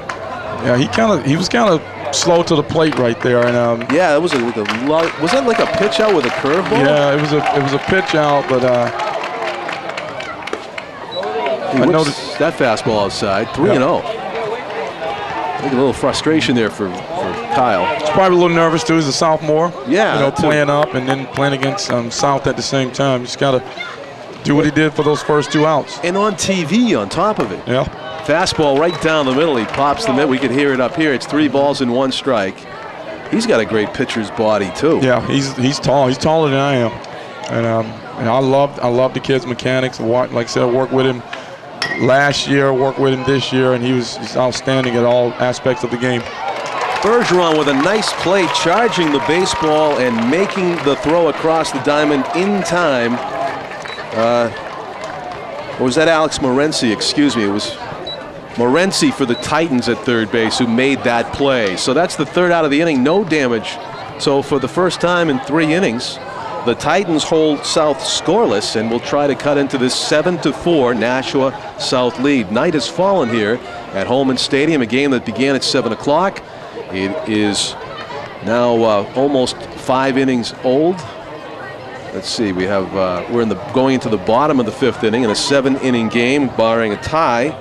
And South leads North 7-4. I'm John Collins. Our special guest is John Roper, the former major leaguer who is available to coach in Nashua. He runs Baseball World, and no better coach in the area. Want to say, John? I'm also this year. I don't know if you know. I'm pitching coach again for the American Defenders. I was going to ask you about that. Starting out this year, offense looks well. Pitching looking pretty good. Any name we might recognize? Well, Isaac Burkett. Oh yeah, from this area. Yeah, from this area. Brett Pulaski. We expect a lot from them. Top pitchers this year. It's going to be interesting to see. I'm excited about it. You know, we really want the fans to come out and give it a try. It's very affordable.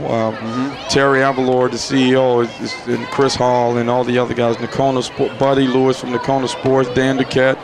These guys are working sun up to sundown to make it an enjoyable experience for everybody. So. When I said any names I might know, I guess I should have realized that Dan Duquette might sound familiar to some people. Oh, yeah. Brian Dahlback. Oh, yeah. Managing the team this year. So fan favorite in the Red Sox for many years. Real excited. Can't wait to, last year was kind of nervous about being a pitching coach job. It's kind of like as long as I've been playing baseball, each year I encounter something that makes me a little nervous, and I like that about the game because I still love it. Joe Breen will lead it off for the Titans. They're down by 3 here in the bottom of the 5th. Our second look at Dan Fian, who walked the first batter last inning and then proceeded to strike out the side. The right-hander with a live arm heading to UConn next year. Also bats leadoff for the team. He's got great speed. Just an all-around baseball player. Joe Breen singled and scored his last time up. He's ahead in the count 1-0 as both players take a deep breath and step out of the batter's box and back off the rubber. Fian looks in for the sign and delivers. Swung on and missed. Big cut there by Breen. The first baseman batting cleanup for the Titans. A little instruction from his third base coach. You look at this kid pitching. He's got a thing about confidence about him out there. I like that. I was always, sometimes I had to bring my own self down, but he's I know. He's got some confidence out there. Another good two-seamer right there, inside half of the plate. Yes, unhittable almost, but over the corner, and it's 1-2. Good live action right there, probably low 80s with movement. That's nasty. They play Breen straight up at all positions. Tops it foul behind the plate, and getting a new baseball is Dan Mullins, the catcher for South. Talking to Coach Henderson yesterday after practice, and you know, he said he just loved to see, he's like me, he likes to see guys play with heart and play with confidence. And I like that, and I tell my kids that all the time, you know, play with confidence. Rip deep to left. Going back is Ramos, and he's not going to get it. Over his head to the track, to the wall. Turning into second base with a sliding double is Joe Breen, leading off here in the bottom of the 5th inning. Down by 3, the Titans come up with a second leadoff double of the game. Kevin McGowan got one back in the 3rd inning, which led to a 2-run inning, and big hit there by Breen.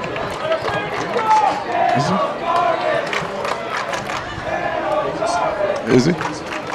So a pinch runner into the game now. You do have the re-entry rule in high school ball, and coming into the game for North to do some pinch running will be P.J. Nesbitt's at second base. So some added speed. Look perhaps for Breen to be re-entered at first base following this half inning. And Nick Guest is the batter. He flied out deep to center field his last time up. Strike on the outside corner. Fian getting ahead of the batter with a blazing fastball about knee high. The guy was a sophomore, Joe Breen. Wow. Well, he's a big sophomore. He did hit that well. Playing fairly shallow out there was Ramos. And the pitch. Swung on and missed. It looked like that slider from Fian. And with 0-1. Thinking it was the same as the fastball, which stayed right on the outside corner. Yeah, he had a lot of, you know, his arm action, his delivery pretty much the same. And, you know, when you throw, like you said, you watch Johan Santana, he can get it up there about 92, 93. He throws you an 82-mile-an-hour changeup with the same motion, make yourself spin yourself in the ground. He sort of has the same arm slot, but that time it was too much for Dan Mullins, his catcher, to handle, as it was a high-velocity fastball way outside. He kind of exaggerated the cross-the-body motion there. It's got to be tough on righties if you can get it over. It's almost sidearm. Yeah, he rushed out a little bit, didn't give the arm a chance to get up as high as it. He's not right over the top. He's about a 3/4 guy, but right there he rushed out a little bit. I mean, that was super fast, and that's what I say about, you know, pitchers that rush. When you rush, you are out of control, and that was a wild pitch. So that was a little quicker than, you know, what he displayed when he first jumped on the mound. You know, getting a little excited, man on base, trying to do too much. Dan Mullins went out and calmed him down. I went to the Red Sox Tampa Bay Rays game at Tropicana Field, John, a few Thursdays ago. Actually, it was a week ago yesterday. I almost saw a perfect game by Matt Garza. Wow. He was into the 7th inning, and the Red Sox only got the entire game. They got an Ellsbury infield hit off of Garza's leg. That was it. Yep. There was a dominant pitching performance. There's another guy. That game, you can see the confidence on him. Oh, yeah. You know, and I like that. I live by that. I was taught that, and I want these kids to understand. You got to have understand. Wow, that looked like a slider on the inside corner. It stood up the batter, Guest, and it just broke back in, and there was nothing he could do. He kept that ball down there. Kept that ball down. Mullins wanted on the outside, but it backdoored in. Caught the inside corner of the plate.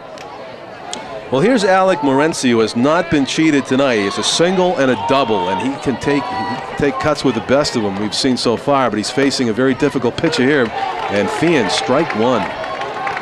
Right over that inside edge with the fastball. One out.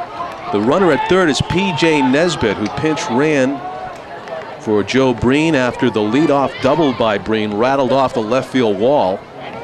Morency, who doubled deep down the right field line his last time up. Ground ball toward the shortstop. Up with it. And across the diamond is Gendron, but the run does score. The 5th run of the game for the Titans. So it's a 7-5 lead now. It's a 2-run game. An RBI ground out for Morency, who didn't hang around. He got 2 strikes from Fian. He took one and he hit the other, but right at the shortstop. So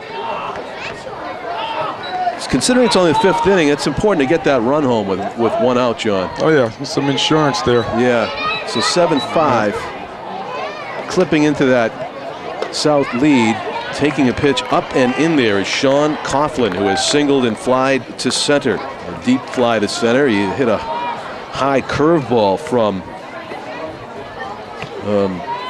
Dakotas when he was in the game. Now it's his first look for Coughlin at Dan Feehan on the mound for South.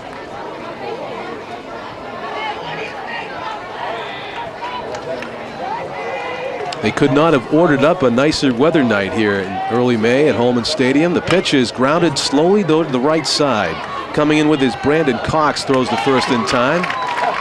So the second baseman for Nashua South makes the play for the final out of the inning. We've played 5 full at Holman Stadium. And the score is Nashua South 7, the Titans 5, as the Titans add one there in the bottom of the 5th inning. Both Nashua teams, of course, but they've designated the Titans as the home team, so they will get to bat last, which could come into play here. The Panthers trying to add to their lead as they'll come to bat. We're on Nashua's ETV. John Collins, our producer, Pete Johnson, our camera people tonight, Tim O'Neill and Jim McLean down on the field, and our very special guest in booth, John Roper, the former Major League pitcher and also the owner of Baseball World and the pitching coach of the American Defenders, the minor league team that will again make their home here at Holman Stadium, managed by Brian Daubach. How's he to work with? Daubach's good. He's great. He's laid back. Is he? Oh yeah, he's laid back until you don't hustle. You know, and I had a chance last year to work with him, and I think he's going to do great. You know, he knows a lot about the baseball game. You know, guys respect him. At the risk of offending Brian Daubach, he does not what you call a great baseball body. I mean, No. I mean, if we're talking about major league level standards, right? Mm-hmm. Did he get the most out of his ability? I think he did. You know, I don't know a lot about his numbers, but I seen him some tape of him. He's got a good swing. Yeah. He came out last year. He took a few swings. He was hitting them off the wall like nothing. Was he? Yeah. Yeah. You know, I was throwing BP to him, and a lot of my stuff. Oh, that moved. explains it. No, Yeah. just kidding. Oh yeah, I gave up a lot off the wall here. You know. I still laugh about that. You know, I love the confidence. John Roper had the confidence that you needed to pitch at the very highest level. And part of that is when you have a bad game, bad inning, you forget about it. You have to not forget totally about it. forget about it. Yeah. I mean, you want to improve, but you don't dwell on it. Let's put it that way. Oh, you're right. When Barry Bonds had his 73 home run season, I asked John Roper, did you ever give up a home run to Barry Bonds? Yes, I did. I gave him home run 258. You could not remember that until we went to the record book. Until you called me and told me. You had no recollection because you won the game in which he homered off of you. You won it big, and that's all you remembered. We won the game. Why would I remember that home run? 62. I won it 6-2 that game, and I recall that year. Every time I gave up a home run, I won. So I was like, oh, it's out of the way now. Here we go. High pop-up right side. And where's that going to come down? In the glove of the right fielder, Sean Coughlin, right there to make the grab. The leadoff batter for Nashua South right there was number 15, Dan Mullins. So 1 up, 1 down in the top of the 6th inning. And Brandon Cox will come to the plate, the cleanup hitter. Mullins had been on base a lot. He had singled and walked in 4 trips. He'd actually, hope I got that right. Yeah, it was Ryan Gendron that grounded out to the pitcher to end the last inning. So Mullins skies to right to start things here in the top of the 6th inning. The South team leading by 2, trying to add to that. Brandon Cox has singled and walked and scored. Ground ball sharply hit. Up with it across the diamond. And out is Bergeron. Make that Morency. Nice play by Alec Morency again at third base. Solid for the Titans. 2 up and 2 down quickly here in the top of the 6th inning. Yeah, I know Dan Mullins a little bit. I know he'd like to have that swing all over again. He kind of chased the little ball up there, up in the zone. Sometimes you're seeing it too good and you feel like, hey, that's out of the zone, but I can still crank it. Yeah, just because you can see it. It's a tough pitch to catch up with. Ball just above the hands there. So Dan Luciano's up. Dan's got 2 hits tonight. That one slipped to the backstop. Sometimes you got to do that, you know. Oh, yeah? Is that on purpose now? I mean, how about Jabba Chamberlain the other day in Yankee Stadium? I don't know if you were watching that game. I didn't watch it. All right, I won't ask you about it then. What I didn't like about it, though, I'll tell you, he drills Bay, and then he pretends like he didn't mean to. You know, puts the act on. I don't. That's what bugs me. The pitch, curveball. Wow, that broke a lot over the outside half, and it's 1-2 now. Great pitch there. Our pitcher right now is Kyle Turner, only a sophomore for the Titans. The pitch, high with a fastball. Yeah, he worked out for 10 weeks. He and 3 or 4 of the guys, and you got to see him swing the bat. You know, I don't think he swings a lot because he is a sophomore, and Coach Henderson gives the varsity guys and the juniors and seniors a chance to hit. But this guy not only can pitch, he can swing the baseball bat. Blazing fastball over the outside corner to end the inning there on a strikeout for the Titans. So they have 2 more at-bats left as they come to hit in the bottom of the 6th inning, trailing 7-5. As you just heard, Kyle Turner, a member of Baseball World, where he was coached by John Roper. Did you catch him? Did he pitch inside there? Yeah, he threw. Did you put the equipment on? No, I just did flat work. I did flat work. I watched him pitch, do some live BP against a couple of his own buddies, and he just mowed him down. What's he throw for velocity? Do you have any idea? I would say he throws in the low 80s, low to mid 80s. He can get it up there. He's got, like you see, you saw right there, he's got a good breaking pitch. Yeah. Needs some work. Could be a little sharper. You know, think about the next level, what you have to do to make these things better.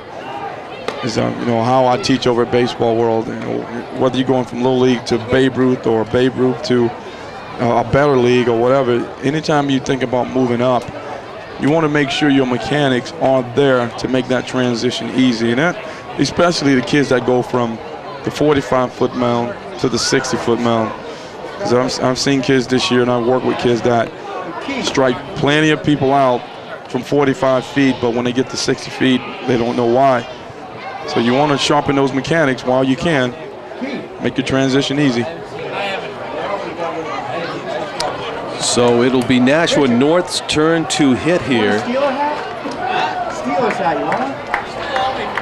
Robbie Miller, the center fielder. I believe he's the only left-handed batter in the lineup for North, and maybe for both teams. There's a strike 1. Dan Feehan dealing in his 3rd inning of work here in relief of Ryan Dakotas, who gave up 4 runs. Feehan's given up the 1. And the 0-1 pitch. It hits the batter. Looked like in the lower front leg, and he'll take it. He takes the hit by pitch and runs down to first base. Robbie Miller, who's got good speed, is aboard to lead off things here in the bottom of the 6th inning. Down by 2. That brings Adam Roberts to the plate. Roberts perfect on the nights, doubled and walked.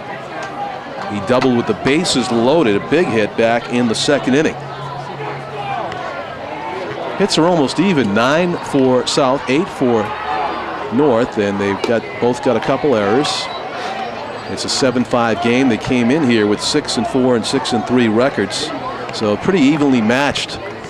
And it's turned into a good game. The first game of this doubleheader this afternoon, high school doubleheader at Holman, as Feehan fires it over first base. Good job at corralling that high throw by Joe Breen.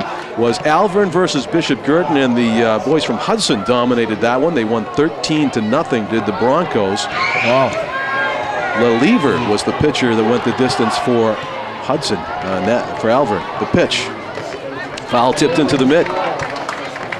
Roberts going after that 1-0 fastball, a borderline strike, get the letters away. 1-1 is the count. And since we're doing baseball and on TV, I'm reminded of a color commentator that we've watched for many years, Jerry Remy. Yep. Taking time off to fight cancer. There's a strike on the outside corner. Did you ever smoke? No, never I think smoked. you did. You're a healthy guy. Never smoked. I eat McDonald's a lot, though. Yeah. I saw Supersize Me. You don't want to eat at McDonald's. No, I don't eat. They're not a sponsor, so I can say that. Right. Not all broadcasters can say that. But yeah, I mean, not all the time. Anyway, that's the key, right? You know, I love McDonald's. I don't eat all the time. I don't eat anything. You're all an the time. active guy. You probably can get away with it, but it's not a good idea for everybody to do. You know, But no, never smoked.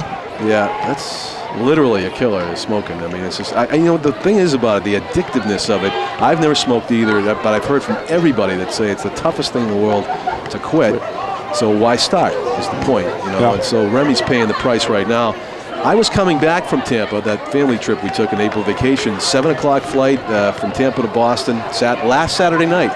And I saw Jerry Remy at the baggage check. He had been on the same flight. And he looked pale. He did not look good. And I found out, low and away, Fian trying to find his control here. 2 balls and 2 strikes. Actually, he might have wasted that one on purpose. And found out from somebody that had sat near him that he begged out of doing the games because he just felt so terrible. He holed up in the hotel room in Tampa. He didn't do any of the games between the Rays and the Red Sox. They got substitute color commentators. And he asked to take a leave of absence. Fouled behind the plate. But as bad as he felt, as he was making his way out of Logan Airport baggage check area, had 2 or 3 families come up to him and asked to take pictures with him. And he put his arms around kids and he smiled for the camera, and he took the photos, and then he left with his wife with his bag. And I took note of that. I thought that was pretty admirable considering the circumstances. You know. Yeah, I saw that last night on TV. I hope he pulls through, but you know, it's an unfortunate thing. You come on up here and do it. Red Sox fan love him. You know, and we laugh in kind of a rueful way about our heroes.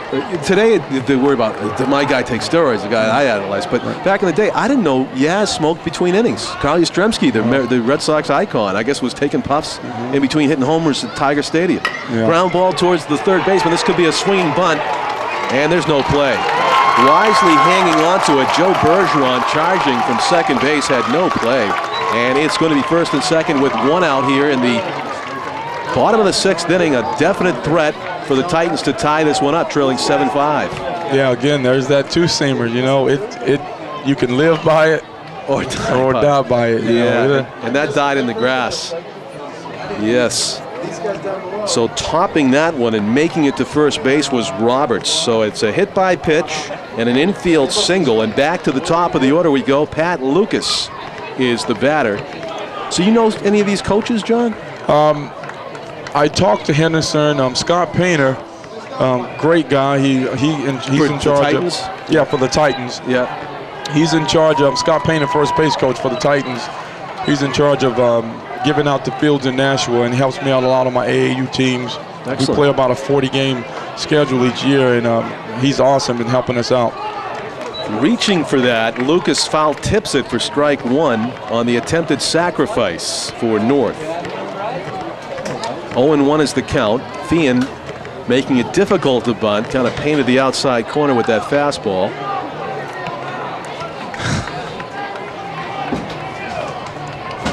Yeah, I know Henderson a little bit. I talked to Will Henderson off and on, varsity coach for North. Of course, I know BJ. I met him a few years back with hanging out with Butch when we early years of the Pride.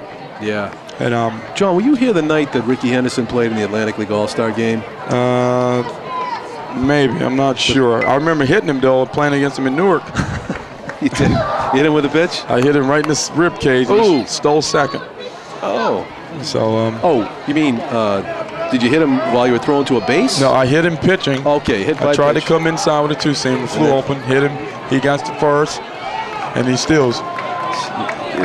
It was something that night at Holman Stadium. He must have been like 42, 43 at the time. Stole second. I think he stole third, and he tried to steal home on a wild pitch, but, you know, the boomerang action got him. They got him at home. I think it was Damian Sapp that was catching. But he tried to score head first in an Atlantic League All-Star game. Don't tell me he didn't have a passion for the game, you know? Swing and a miss, strike 3, and that is a big out there for Fian. It's a little certain spot back here at this backstop. The ball comes right back to the catcher. Doesn't hit it very often. It's like a pitch back. Yeah. One of those things you get by at the store. It's a spot back there. But if the catcher gets a piece of it, then he's in trouble because the runner has that extra time and it's slow. But in this case, I think it was a pitchback situation, and Ricky Ricky didn't know Holman Stadium. He figured Yeah. it's all the way to the backstop. I'm coming. And he was out. But he got a huge ovation for trying. Ellsbury did it a couple of weeks How about that? last week. Did anybody ever do it to you? I saw Jake Brumfield do it while I was in the big leagues with the Reds when Kevin Mitchell was swinging. So we were saying, uh-oh, this could be ugly. Ground ball hit to the left side and foul. 1-1 is the count, 1 out. There's a guy you know, Russ Ward. Yes. I was stealing home. 2 outs. I had it stolen, John. And he swung. And I saw the contact about 3 feet away. He grounded out to the third baseman. And he said, Johnny, I like that pitch. I said, Russ, you got that pitch because I was coming. You know? And it's on YouTube if you want to look it up. Look it up, Johnny C. steals home, and you can see the whole thing. Excuse me. On YouTube. My wife just happened to be videotaped. Weirdest thing. Were you scared at all? No. No? I wanted it. He doesn't hit hard enough to be scared, right? I had my head down. I lie. I was scared. I thought he was going to hit it right in my face. 1-2, Fian's pitch. Swung on and foul tipped into the mid. Dan Fian, just as he did his first inning out there, he walked the batter and struck out 3 in a row. Now he puts 2 on and he struck out 2 in a row, and he's threatening to get out of this inning unscathed as he gets the top 2 batters in the Titans order, Pat Lucas and Alex Hernandez, with strikeouts. Now McGowan. Oh, here's McGowan, and it's the big hitter for the Titans in a big situation. That's going to bring a conference on the mound with Fian. Some guys work better under pressure. Yeah. I don't recommend pitching with guys on base, but that's what you like to do. That's what you like to do. I would rather pitch with nobody on. But, you know, if you plan on playing the game a long time, get used to it, you know. And I always say when I play golf, I should be good out of the sand because I'm always in the sand. Not the case. The more I go in, the worse I get. Are you obsessed with golf now, like everybody else? Not really. Yeah. I'll play it. I love playing it when I can. I don't play very well. You know, how's the young man doing? He's doing well. My girlfriend, Brandon Gillis. Yeah, Brandon Gillis, a phenomenal young golfer who I profiled in the broadcaster newspaper a few years back. I imagine he's only greater than when I saw him. Looks like a new bat there, probably the $500 model that you mentioned, John, for McGowan. I can't believe these bats cost the money they cost. I had an Adirondack. They don't have breakability, I guess. Yeah. Is that why? Because like you buy, it's like buying a house. I was reading one of the things. It says it has a carbon nanotube. What's that? Stop it. Wow. This is probably nano. Now we're getting into nanotechnology in the bats. I went to the Nano Science Center at UMass Lowell. Maybe that's where it came out of. I know they test bats down there. Dan Fian in the stretch here, 1-0. Waiting patiently, kind of still in the box is McGowan. Hits it towards the center field area, but right there with the flip and the easy out.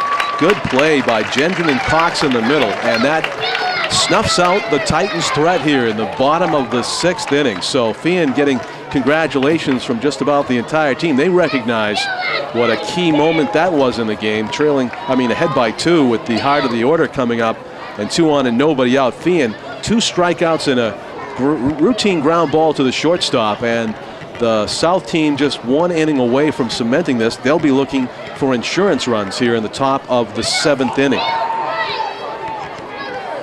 Opening day for the Defenders, is that in later this month? Yeah, May 28th. May 28th at Holman Stadium? Yeah. And hopefully you'll see a lot of the youngsters that you coach, and also the ones that are here today, the guys that are in uniform for both teams, and coming out to the games, because you can't get a better seat than that right there in professional baseball. That's awesome. I mean, in Red Sox, those go, you can't even get them from scalpers, but it's a $150 seat. And how about Yankee Stadium? Have you seen those seats? The ones that are empty? Like 1,000? 2,500? 25. Wow. They got, I guess it's all you can eat, but you can't order alcoholic beverages, but it's all you can eat. And then you have waitress service and includes sushi, but that's, as Sports Illustrated wrote, it's just too much for a regular season game. $2,500. Is that like, it's not a season ticket either? No, that's per game, you know. It's goodness. like if you do the math, there was a couple of people that they profiled when the stadium switched from the old Yankee Stadium to the new Yankee Stadium. People that had been season tickets behind the dugouts or the second or third row at Yankee Stadium for 20, 30 years. They had to give up their seats. And I'm talking like successful people, like doctors. They said, I can't afford, and they did the math, 2,500 times 81. You know, it was some astronomical figure for a season ticket for one. You know, like $50,000 or $60,000 to watch a game, and with the great TV sets that a lot of us are fortunate enough to have now, it's definitely worth staying home and watching it, and then coming to Holman Stadium to get your live baseball fix right here. Yeah, like what, 15, 20 bucks? Yeah, and if you got little kids, they don't know the difference. You know, if they're like 7, 8 years old, they see a 85-mile-an-hour fastball, or they could go down and see, you know, Dice K throwing 86. It's a difference. $2,500. I shouldn't pick on Dice K. Won the World Baseball Classic again. $2,500. Yeah. Times 80 games is $200,000. Oh my! That's for one seat, folks. Oh my! That's the retail price. $200,000 for one season ticket behind Step home right plate. up. Wow! I'll be there tomorrow. It's like you should be able to sit say in the dugout. Well, yeah, for that. $2,500. Tell Joe Girardi, look, I'm a coach for you. This one's hit high and deep to left, but it's going to be caught as it's sort of a half swing. Now he hit that ball off the handle. That's Was it the handle? Yeah. One of those Louisville XOs, and look how far that ball went. Look at you knowing the model. Oh, they come to my place all the time asking for the new. I told a kid, I said, that's expensive. He said, yes, I know. Josh Ramos with the Yankee Stadium level value bat that flies out to left field. I used an Adirondack. It was like iron. I don't know. It was just an Adirondack that when I didn't play in the game, when I wasn't using it in the game, I was hitting rocks. Oh, you know? no. Oh, yeah. Now, did you get, as we have a visit to at least the umpire from the Nashua North coach, did you get to have bats made with your name on them when you were in the bigs? Yes, I had. I swung a 33.5 T141 Louisville Slugger. Well, Louisville Slugger makes T141s, and it was a black bat with a cup, and I loved it. You know. I didn't see that in the Hitters Museum at Ted Williams. No, I don't think you. No, John, you can hit. You can hit really well. You know, I saw you get that famous game. You had like 5 hits and a triple and all 3 that. 3 for 4, one shy of the cycle. Let me tell you. One shy of the cycle. One shy of the cycle. And which one was that? I was missing the home run. Oh, the home run. Yeah. Let's point that out. No, just missed it. You certainly did make a great bid that night, and you can hit. And the T141, there were a lot of those, though, in the Ted Williams Hitters Museum at Tropicana Field. If you ever get a chance to go there, that's the biggest treat. You know, as much as they call it a rivalry with the Red Sox, at least there's a clear hit by pitch there. It's not able to twist out of the way is Dylan Lustig. He'll take his base. Well, it's top of the 7th here. So, yeah, they had all these famous players. Everybody had their booth. One of the favorites that sticks in my mind, because I just read his autobiography, is Roberto Clemente. And they showed everybody's. He had this bat that, was it like a U74 or something? It had no knob on it. It kind of like just went out a little bit. Not like big flare like they have today, but it was like a smooth. It was a high pop-up above the catcher, and nice job, Alex Hernandez. 2 outs. Nice job getting turned around right there by the catcher. Yeah. You know, a lot of kids stand right up and try to catch that ball. They don't realize it has backspin on it, and it's spinning back towards the infield. So you turn your back towards the infield, so it just kind of spins right into your glove. Gotta teach that. I didn't know that. Oh, yeah. I feel confident teaching infield, but there's a delayed steal or a surprise steal, and that's an out. Running into it. South. So ill-advised, maybe early break there.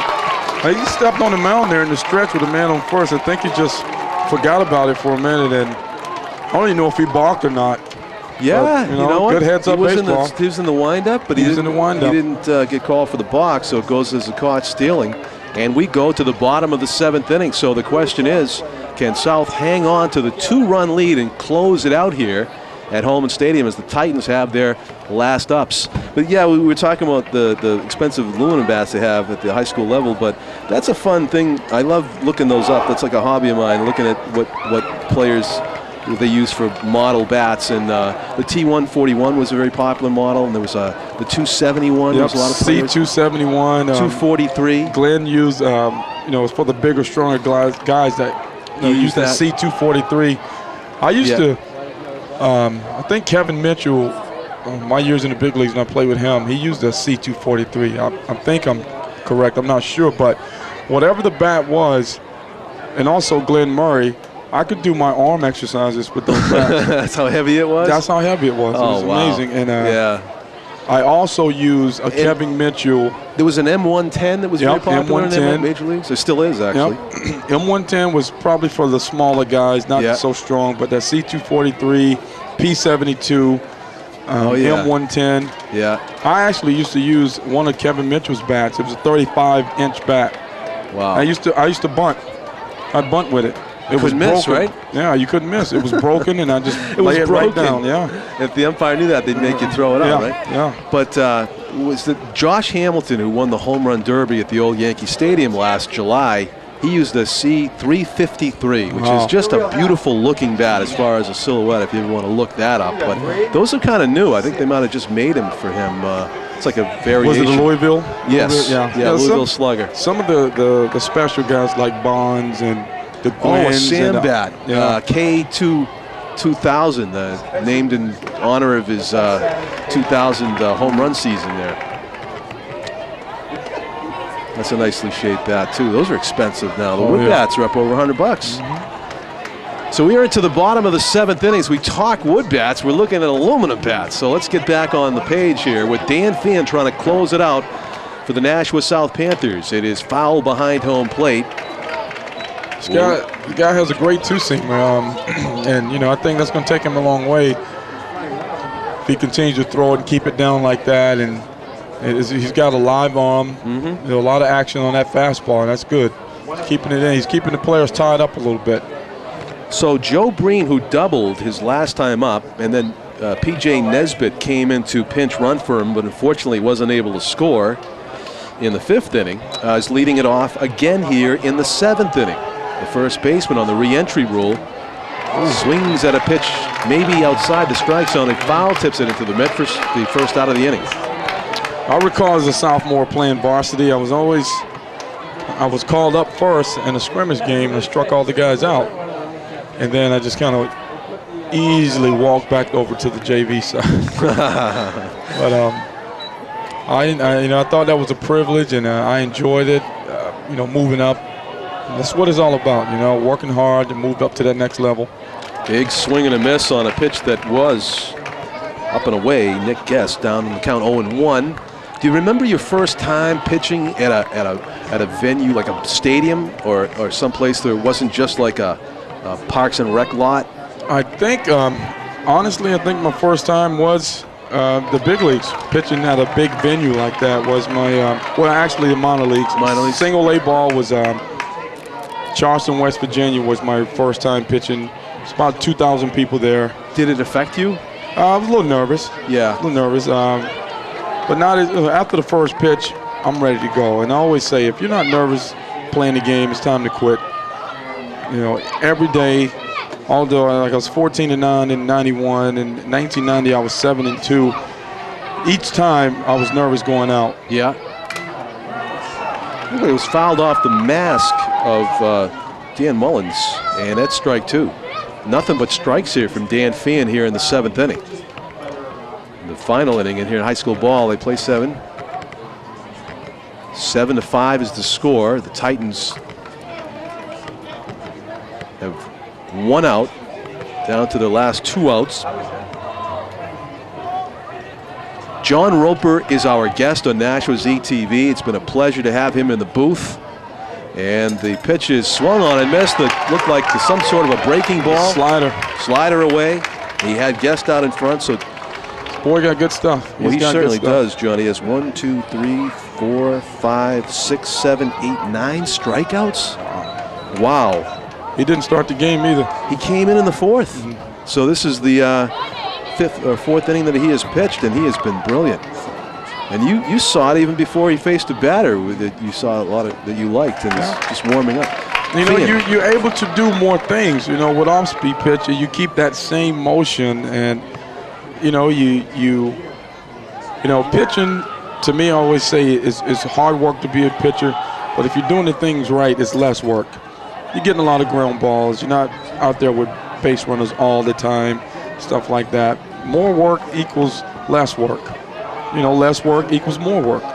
If you don't want to put the work in to be a great pitcher, then you're going to have guys on the base all the time, walking people, pitching from the stretch, pitching out of trouble all the time. You don't want that.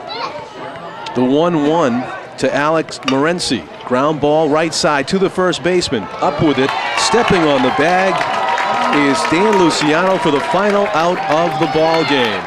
So a 1-2-3 inning for Fian, who was just magnificent in relief. Really made it difficult. He did give up a run, but he was all about strikeouts. 9 of them we counted since he came into the game in relief of Ryan Dakotas, who gets the win. And a save for Fian, who was brilliant. And as we look at the handshakes line, thank you, John Roper, for joining us on Nashua ETV. And, if you happen to be in the neighborhood later in the spring, please come up. I will. Good luck with the defenders. Thank you very much.